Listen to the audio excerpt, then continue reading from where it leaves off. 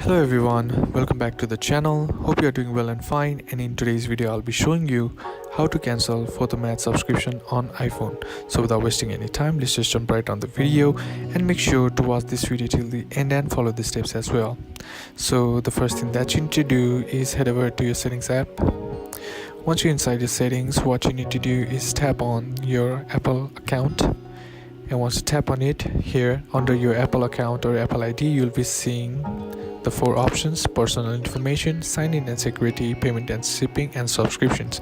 Simply tap on subscriptions, and once you're inside here, what you need to do is locate the Photomath subscription.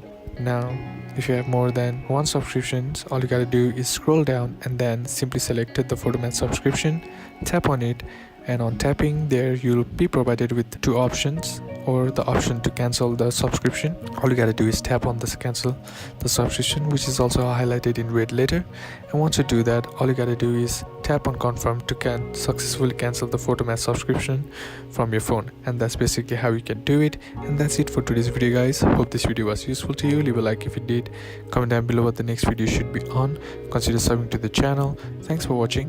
Bye bye.